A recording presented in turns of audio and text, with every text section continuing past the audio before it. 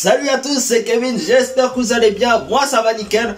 On se retrouve pour une toute nouvelle vidéo débriefing pour le compte de la deuxième journée de DR Arkema avec le match qui opposait l'En Avant Guingamp face au Girondins de Bordeaux. Mais avant cela, n'hésite pas à t'abonner à ma chaîne YouTube, à lâcher un gros pouce bleu, à me suivre sur Facebook, Instagram et Twitter qui sont dans la description, ainsi qu'à activer la petite cloche pour être au courant de mes prochains débriefings. Vidéo débriefing de la deuxième journée de DR Arkema, c'est maintenant.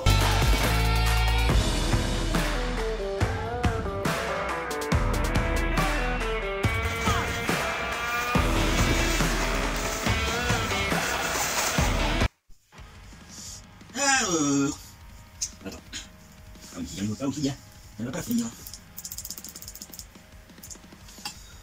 Alors, pour ce match entre l'En Avant Guingamp et les Girondins de Bordeaux, autant vous dire que ça a beau être un match en retard, donc suite à des contaminations bretonnes au Covid-19, eh ben franchement, je suis quand même assez déçu du contenu.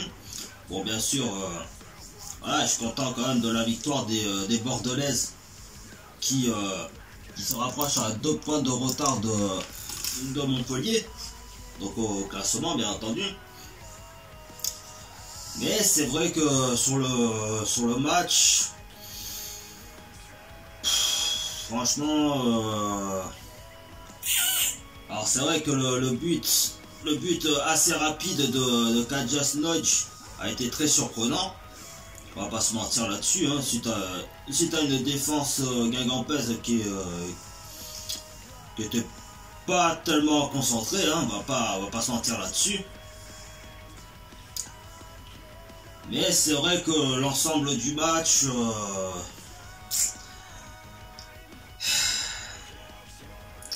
bon, il y a eu quand même du répondant de la part des Bretonnes. Mais le problème c'est que en fait, étant donné la première partie de saison des Bretonnes qui a été assez moyenne, hein, enfin qui a été un petit peu comme celle des Girondines, c'est vrai que offensivement,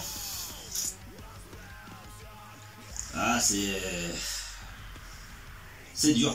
C'est dur, hein, c'est dur de se dire qu'une équipe comme Guingamp n'arrive plus trop à marquer des buts, et notamment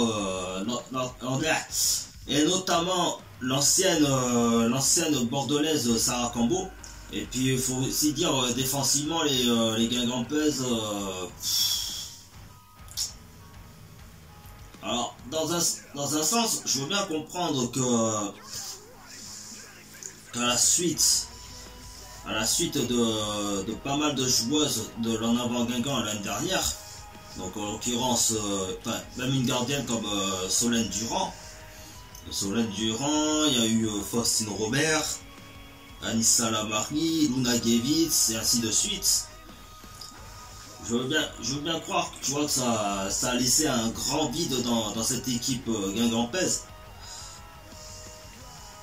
et que cette saison on a voulu miser plus sur la jeunesse défensivement, notamment avec des joueuses comme Maïwen Renard, comme Sana Daoudi, une certaine Enora, donc je me souviens même plus de son nom de famille, mais je l'afficherai à l'écran.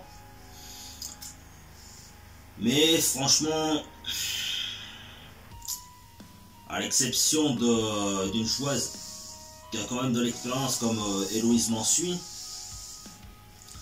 je trouve que ça manque justement de joueuses expérimentées. Je m'en mettrais juste une ou deux minimum.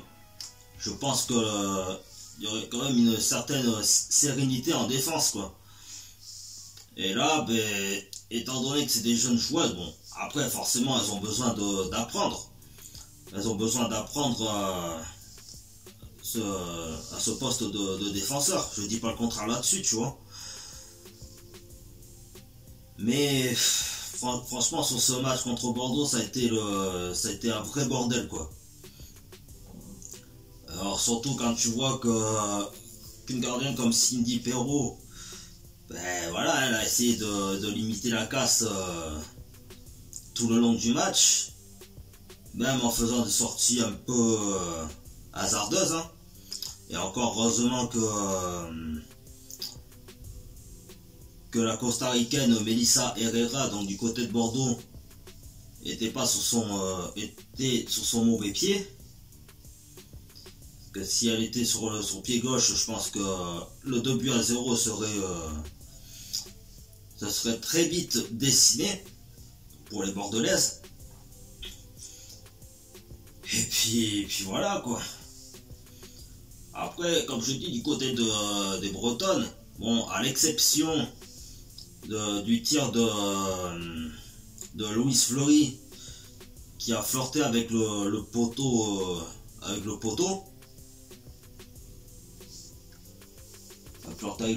et la petite occasion de Sarah Cambo en deuxième période, je crois. Mais bon, tu vois vraiment que tu vois une équipe bretonne qui est totalement totalement perdue quoi, en quelque sorte. Et je pense que la suite de la saison, alors leur prochain match, alors attendez que je me trompe pas, attendez, je regarde juste sur internet.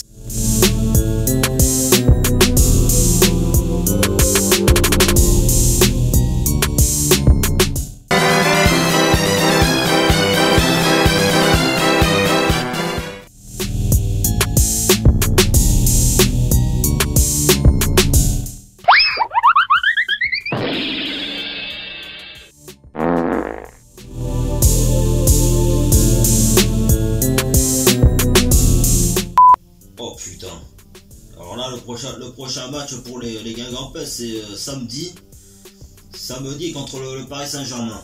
Et ben putain, je crois que ça va être très très compliqué pour les Guingampais quoi. Et après, elles reçoivent les deux clubs parisiens, donc le Paris Saint-Germain et le Paris FC le 26 février.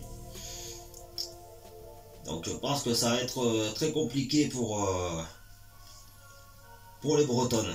Et donc du côté des Bordelaises, autant tu vois de cette élimination rapide contre l'Olympique Lyonnais en Coupe de France, donc pour les 16e de finale, c'est vrai, je me posais quand même la question. Bon, après c'est vrai qu'on avait affronté l'Olympique Lyonnais avec un groupe assez restreint suite à des Covid-19, les joueuses blessées ou même suspendues et tout. Une bonne partie de l'effectif, notamment avec le retour de Julie Thibault et de Melissa Herrera. Je pense qu'on peut faire quelque chose de meilleur. Même si avec cette victoire, on reste à 2 points de retard de Montpellier. Et franchement, j'ai trouvé que malgré ce premier but inscrit par Katja Snodge, il y a eu des occasions, notamment avec une frappe de Charlotte Bilbao, qui est pas passé loin. Mais c'est vrai que les tentatives, donc juste après, voilà, il y a encore ce manque d'efficacité devant la cage de l'adversaire quoi. Et franchement, quand tu sais que le prochain match, donc le dimanche 6 février, tu affrontes l'Olympique Lyonnais, d'ailleurs qui s'est fait sortir par le Paris Saint-Germain en Coupe de France ce week-end. Je dis pas que ça peut pas être jouable, hein. Bien au contraire. Je pense qu'on peut faire quelque chose. Bon après, désolé si du public bordelais qui a encore en travers de la gorge la défaite du match aller avec l'arbitrage et tout, hein, je ne veux pas revenir là-dessus. Mais je pense que si justement on reste on a un effectif bordelais qui reste très agressif sur l'adversaire, notamment dans les duels, et justement en faisant un bloc assez haut, tu vois, dans le camp des Lyonnais, je pense qu'on peut les perturber, tu vois. Parce qu'au début, au match aller, c'est ce qu'on avait fait, enfin c'est ce qu'elles avaient fait. Mais après, dès que les Lyonnais ont déployé leur jeu, ben voilà, on était obligé de défendre assez bas, avec un bloc bordelais assez bas. Et forcément, hein, quand elle déroule quoi. Donc voilà, c'est à elle de voir si elles veulent bousculer les Lyonnaises. En plus, elles sont chez elles, pas dans leur centre d'entraînement, je crois. Donc voilà. Et puis après, ce sera le match contre les Stéphanoises. Des Stéphanoises, alors là, attention, tu vois, elles ont beau être dernières du classement, avec le GPSO ici les Moulineaux, ça veut rien dire, les amis, hein. Ça veut rien dire encore. Parce que elles ont beau être mal classées, mais c'est toujours ce genre de confrontation qui peut nous poser problème quand même, tu vois. Parce que quand tu vois que l'ouverture de cette saison, le premier match de cette saison contre Saint-Etienne, on avait réussi à tenir tout le match avec un but d'avance, et qu'au final on se fait niquer dans les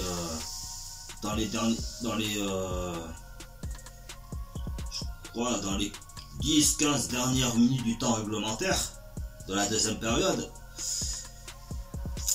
Voilà quoi, hein, je préfère ne pas...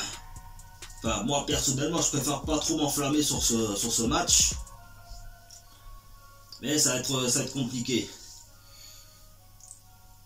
Et surtout surtout face à l'ancienne bordelaise Chloé Born et de Manon Efren. Oui, je sais que vous vous intéressez plus à Manon Efren, non pas pour son côté joueuse de foot, mais pour oui, je vous vois derrière votre smartphone, votre écran d'ordinateur, hein, bande de petits coquins, bah. ouais. Bref. Donc voilà quoi, en quelque sorte pour ce débriefing du match de l'en avant Guingamp contre les Girondins de Bordeaux, donc avec la victoire des Bordelaises, 2-0, avec donc le but au final de FPRIC. Bon, qui franchement sur le but de FPRIC, bon, on a vu au final, hein, tu vois, on a vu une défense bretonne, désolé de dire ça, hein, mais totalement larguée quoi à la fin du match. Ça a profité à FPRIC pour remarquer le deuxième but quoi, et tuer le match au final. Donc voilà. Alors oui, donc je voulais revenir d'ailleurs sur ce que je disais tout à l'heure, hein, sur la joueuse Sarah Cambo. C'est vrai que cette situation actuelle avec l'en avant Guingamp est assez surprenant. Parce que c'est vrai que moi, Sarah Cambo, je la suis depuis ses débuts avec les Girondins de Bordeaux. Et franchement, je suis toujours admiratif de ce qu'elle fait aujourd'hui encore, tu vois. Mais c'est vrai que cette saison, je sais pas, après je sais pas ce que vous en pensez. Je sais pas ce que vous en pensez, le public breton de Sarah Cambo, mais pour moi je la trouve décevante cette saison quoi. Alors je veux bien croire, tu vois, qu'elle endosse un peu cette double casquette de buteuse et de passeur décisif, enfin qui essaie de délivrer des passes décisives. Mais je sais pas, je trouve qu'elle a perdu un peu son niveau, quoi. Parce qu'en plus, tu vois, et c'est là où je me faisais la réflexion il y a quelque temps de ça déjà. C'est vrai que en bientôt 8 ans d'aventure, franchement j'ai beau analyser le parcours de Sarah, tu vois, et c'est vrai que je trouve ça un peu étonnant son parcours, tu vois, parce que en fait quand tout a commencé en 2015, on voyait que c'était une joueuse qui avait vraiment la patate et tout, tu vois, qui marquait tout le temps, enfin quasiment tout le temps avec Bordeaux en D2. Après, bon, elle avait réussi à s'imposer en D1 féminine la première année avec 5 buts, si je me trompe pas. Et là, la dernière saison au Girondins de Bordeaux, enfin, je pense qu'il y a la plupart du public bordelais qui s'en souvient, mais ça a été l'hécatombe, quoi, on va dire. Donc avec moins de temps de jeu, et au final avec un seul but marqué, c'était contre Fleury 91. Et en fait c'est ça dont je parle, tu vois. C'est toujours l'année qui comment dirais-je, l'année de trop, en vrai, tu vois. C'est-à-dire que la dernière année au Girondins de Bordeaux, ça a été, comme je dis, l'hécatombe. Ensuite, elle part à Soyaux, où elle fait une excellente première année. Et l'année suivante, bon, même si ça a été écourté par le confinement, hein, avec le coronavirus, et aussi avec la sanction de la DNCG, et voilà, elles ont perdu des points, donc elles se sont retrouvées 10e, à seulement quelques points d'avance sur l'Olympique de Marseille, pour ceux qui se souviennent. Mais là aussi, elle n'était pas sur une bonne dynamique. Et là, elle part à l'en avant Guingamp. Et en fait, c'est toujours le même scénario, j'ai l'impression, tu vois. C'est-à-dire qu'elle fait une bonne première année, donc avec Guingamp, avec Faustine Robert, Solène Durand et ainsi de suite. Enfin, le début de saison a été assez compliqué, mais après la deuxième partie de saison, elle finit 5e. Et là, cette saison, après, comme je dis, c'est une joueuse qui a engrangé pas mal d'expérience depuis 8 ans, même plus avec Blanquefort au final. Donc, normalement, tu vois, c'est censé être la joueuse qui, enfin, comment dire, censé être un peu le moteur de cet effectif bretonne, pardon. Et du fait aussi que, comme je dis, qu'elle a de l'expérience, qu'elle a retrouvé le brassard de capitaine qu'elle n'avait plus revu depuis la fin de la saison 2016-2017 avec les Girondines. Mais là, j'ai l'impression à chaque fois en fait que la seconde année où elle est dans un club de foot, c'est de plus en plus compliqué pour elle, quoi.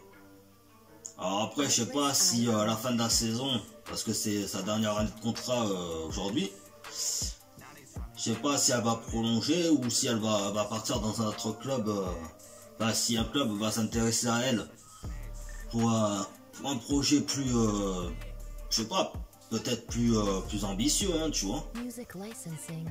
Et je sais pas, j'ai l'impression d'avoir la Sarah Cambo d'aujourd'hui,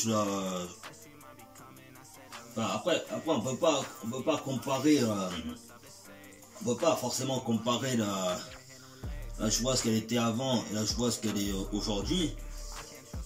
Mais c'est vrai que moi personnellement je la retrouve pas quoi, la Sarah Combo. En plus notamment en plus il y a un fait que je vous avais pas dit justement, c'est que quand elle était au Girondins de Bordeaux, bon je dis pas qu'elle était parfaite non plus, tu vois, mais c'est vrai qu'elle était irréprochable sur notamment sur les cartons jaunes et cartons rouges.